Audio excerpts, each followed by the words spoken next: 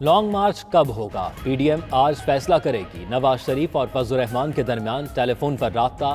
نون league کے قائد کی مولانا کی تجاویز کی حمایت۔ نواز شریف نے لانگ مارچ، استعفوں اور دھرنے کی مکمل حمایت کی یقین دہانی کرا دی۔ مریم نواز اور فضل الرحمان کے درمیان ملاقات بھی ہوئی۔ مختلف امور زیر بحث آئے۔ آج پی ڈی ایم اجلاس میں سینٹ الیکشن پر لاہ عمل اور تحریک عدم اعتماد کے متعلق بھی غور کیا جائے گا۔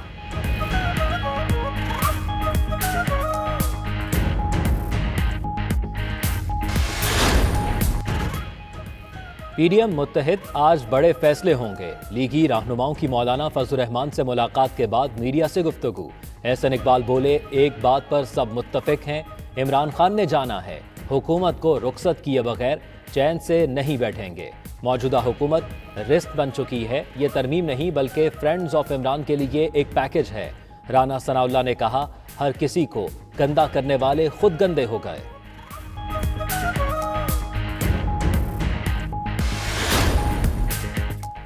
چاہتے ہیں سینٹ انتخابات میں پیسہ نہ چلے، ٹکٹ میرٹ پر دیں گے، جو ایوان میں پارٹی کے لیے بہتر ہوگا اسے سینیٹر بنائیں گے۔ وزیر اعظم عمران خان نے دو ٹوک بتا دیا۔ تحریک انصاف کے پارلیمانی بورڈ کا اجلاس، وزیر اعظم کو سینیٹر بننے کے خواہشمند افراد کی فہرست پیش، امیدواروں کے ناموں پر غور کیا گیا۔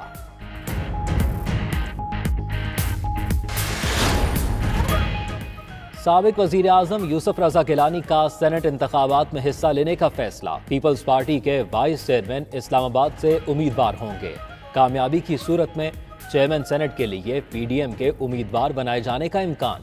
دوسری جانب الیکشن کمیشن کا سینٹ انتخابات کے لیے شیڈیول 11 فروری کو جاری کرنے کا اعلان۔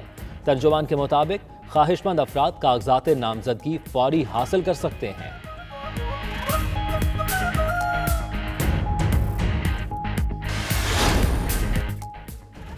سینٹ الیکشن میں اوپن بیلٹ نہ ہونے سے ہارس ٹریڈنگ ہوگی۔ وزیر قانون فروغ نسیم کی پروگرام نائٹ ایڈیشن میں گفتگو۔ بولے، اگر اپوزیشن جماعتیں شفاف الیکشن چاہتی ہیں تو آئینی ترمیم کی حمایت کریں۔ دوہری شہریت سے متعلق ترمیم صرف تحریک انصاف کے لوگوں کو نوازنے کے لیے نہیں ہے۔ مزید کہا، اگر کوئی کہتا ہے عظمت سعید غیر جانبدار نہیں تو ثبوت لائے۔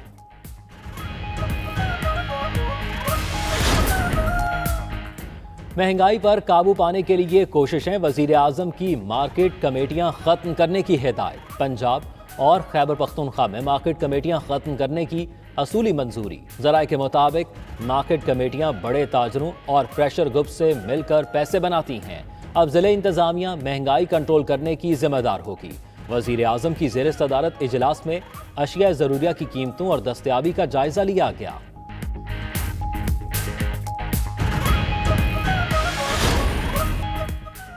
حکومت کی بجلی 1 روپیہ 95 پیسے یونٹ مہنگی کرنے کی سفارش، نیپرا آج سماعت کرے گی۔ صارفین کے لیے بجلی کی فی یونٹ اوسط قیمت 16 روپے 79 پیسے کرنے کی تجویز۔ 300 یونٹ تک ڈومیسٹک استعمال پر نرخ 1 روپیہ 84 پیسے بڑھانے کی سفارش کی گئی۔ کمرشل صارفین کے لیے ٹیرف میں 4 روپے 9 پیسے تک اضافے کی تجویز۔ حکومت مجموعی طور پر 185 ارب روپے کی سبسڈی دے گی۔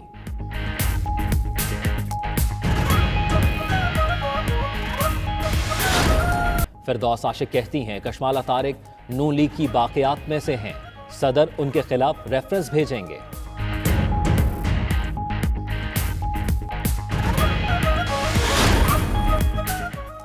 ملک بھر میں ایک ہی دن عید یقینی بنانے کے لیے اہم اقدام۔ چاند کا اعلان کرنا صرف مرکزی روحت حلال کمیٹی کا کام۔ نجی طور پر روحت حلال کا اعلان کرنے پر 5 لاکھ روپے جرمانہ اور قید کا سامنا کرنا پڑے گا۔ وفاقی کابینہ کا فیصلہ، روحت حلال کمیٹی کے فیصلے سے قبل خبر بھی نشر نہیں کی جا سکے گی۔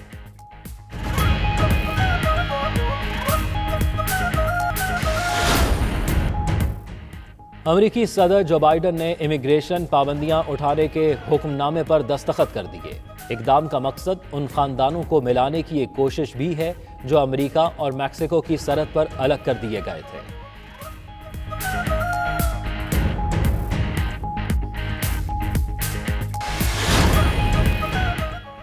جوہری معاہدے سے دستبرداری کے بعد امریکی پابندیوں کو ختم کیا جائے۔ ایران کی درخواست کو عالمی عدالت انصاف نے قابل سماعت قرار دے دیا۔ تہران کا خیر مقدم۔ ایرانی وزیر خارجہ جواد ظریف کا کہنا ہے عدالتی فیصلہ قانونی فتح ہے، وقت آ گیا ہے امریکہ بھی اپنی بین الاقوامی ذمہ داریاں پوری کرے۔ امریکہ نے انٹرنیشنل کورٹ آف جسٹس کا فیصلہ مایوس کن قرار دے دیا۔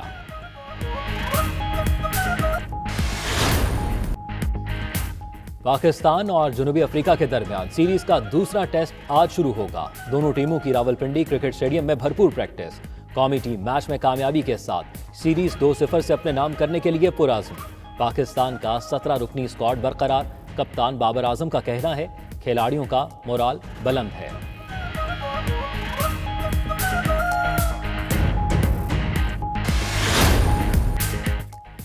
بیجنگ ونٹر اولمپکس میں 1 سال باقی، ایونٹ کی تیاریوں کا آغاز۔ چینی صدر نے ایونٹ کی تیاریوں کا خود جائزہ لیا۔ کھلاڑیوں نے اسکیئنگ کا شاندار مظاہرہ کیا۔ بیجنگ ونٹر اولمپکس اگلے سال 4 فروری کو شروع ہوں گے۔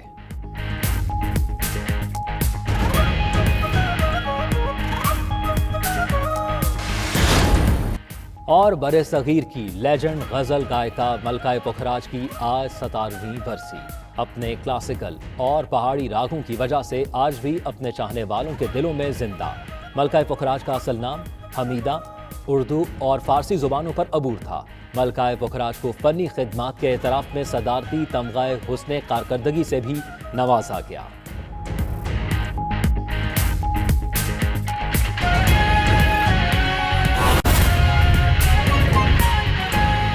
سندھ اور وفاق کے درمیان نیا تنازع۔ صوبائی حکومت نے ڈگری پروگرام کی وفاقی پالیسی مسترد کر دی۔ فیصلہ سندھ کی تعلیم پر حملہ قرار۔ اعلان کیا کہ سندھ کی جامعات میں پرانے طریقہ کار کے تحت ڈگری کا اجرا ہوگا۔ سندھ اور وفاق کے درمیان تنازعات کی فہرست میں نیا اضافہ۔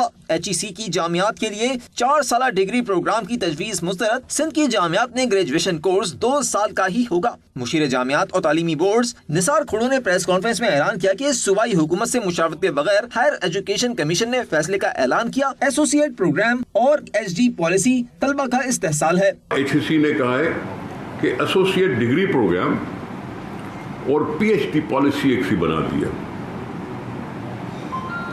جس میں ہمارے نقطہ نظر سے یہ وہ قدم ہے کہ جو بہت بڑے پیمانے پر مڈل اور لوور مڈل کلاس کو اعلیٰ تعلیم سے محروم کر دے گا۔ سندھ کی جامعات کے اساتذہ نے بھی HEC پر سنگین الزامات عائد کیے اور فیصلوں کو تعلیم دشمن قرار دیا۔ جو فیڈرل HEC اس وقت جو کنٹرول کر رہی ہے فائنینسز کو، اور جو خاص طور سے جو ایسوسیٹ ڈگری کا پروگرام آیا ہے، میں اس کو ریٹریکلی نہیں بلکہ ایکچوئل میں یہ سمجھتا ہوں کہ سندھ کے جزیروں کے بعد اب سندھ کی سوچ اور سندھ کی تعلیم پہ قبضے کی ایک مضمون سازش ہے۔ 2.5 سال کے دوران سندھ اور وفاق کے درمیان سیاسی، انتظامی اور مالی معاملات پر درجن بھر تنازعات ہو چکے ہیں۔ اب تعلیم کے شعبے میں بھی اختلافات سے سندھ میں اعلیٰ تعلیم کے شعبے میں نئی مشکلات کھڑی ہونے کا خدشہ ہے۔ کیمرامین اسماعیل اختر کے ساتھ وقاص باقر، 92 نیوز کراچی۔